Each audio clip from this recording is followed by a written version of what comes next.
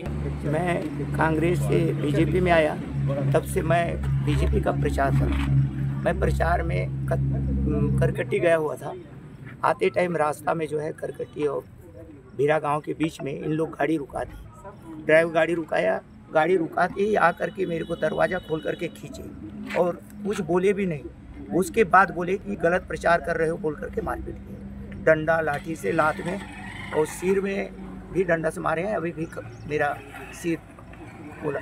कौन कौन मारपीट किया आपके साथ? ये है संजय करण, ग्राम नेवता का रहने वाला है, और सुखमु कुराम जो है खड़का का रहने वाला है। ये 2-4 दिन पहले से भी और भी कार्यकर्ताओं के लोग बीच गाड़ी में रुका रहे थे, गाड़ी रुका के मारने के लिए। आज कहाँ है थाना में? और थाना से क्या बोला गया आपको? थाना से FIR दर्ज कर रहे हैं, ऐसे करके बोल रहे हैं। लेकिन ये बहुत गलत हुआ है सर। हम लोग कुछ नहीं बोले हैं, लेकिन इनको लाके बैठाना चाहिए, नहीं तो मैं यहाँ बैठ जाऊँगा सर, कुछ खा दूँगा। इस तरीके करने से बहुत दुख लगा है मुझे। कितने सालों से आप कांग्रेस पार्टी में कार्यकर्ता के रूप में काम करते हैं? कांग्रेस पार्टी में मैं 10 साल था सर। मैं बीजेपी का ही शुरू से कार्यकर्ता हूँ। देखिए, कांग्रेस कोंडागांव में हार रही है।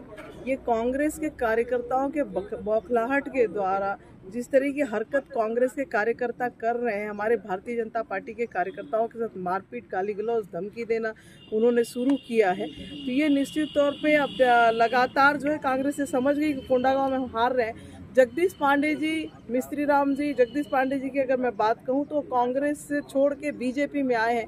कांग्रेस में 10 साल से मोहन मरकाम जी की निष्क्रियता, कोंडागांव को विकास विहीन करने में जो योगदान मरकाम जी की रही है, उससे पीड़ित होके, परेशान होके जगदीश पांडे जी जब बीजेपी में आए और बीजेपी के प्रचार के लिए निकले हैं, तो कांग्रेस के कार्यकर्ताओं को तकलीफ हो रही है, जिसकी वजह से वो मारपीट शुरू कर दिया। और सबसे पहला टारगेट किसी को उन्होंने किया तो हमारे कांग्रेस से छोड़कर आए हुए हमारे सहयोगी सम्मानीय जगदीश पांडे जी को किया।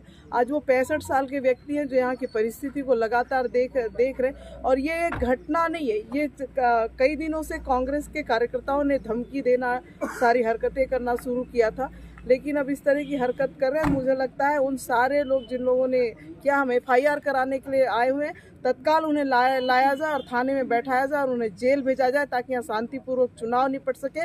वरना पिछले बार भी मोहन मरकाम जी की जो नौटंकी रही फरसगांव में, जिस तरीके से उन्होंने हरकत किया और जिस तरीके से कोंडागांव का माहौल गंदा किया, वापस कोंडागांव के कांग्रेस के कार्यकर्ता फिर से उसी दिशा में चले गए जो शांतिपूर्वक यहाँ पे चुनाव होना नहीं देना चाहते। ऐसे लोगों को थाने में फिर लाके बैठाना चाहिए। किन किन कार्यकर्ताओं ने हरकत की है जिनके खिलाफ? देखिए, लगातार बहुत सारे कार्यकर्ता हैं उनके, लेकिन 2 लोग जो प्रमुखता से हमारे जिनके साथ उन्होंने हरकत की है, वो सुखमू और एक संजय करण करके 2 नाम हमारे सामने आ रहा है। और उसमें ये भी कह रहे हैं, हम तो सहजता के साथ, बहुत शालीनता के साथ हमारे सहयोगी कह रहे हैं कि उसमें और भी लोग थे साथ में, लेकिन जो साथ में उनके थे वो कुछ लोग ये थे कि मत करो, रहने दो, ये भी कुछ लोगों ने कहा है। लेकिन कांग्रेस की उद्दंडता को जो है ये इस तरीके से देखने को मिल रहा है। अगर कांग्रेस के कार्यकर्ता शांत नहीं रहेंगे, अगर शांतिपूर्वक चुनाव में होने नहीं देंगे और पुलिस अगर उनको कहीं सह देती है, तो भारतीय जनता पार्टी के कार्यकर्ता भी चुप नहीं रहेंगे।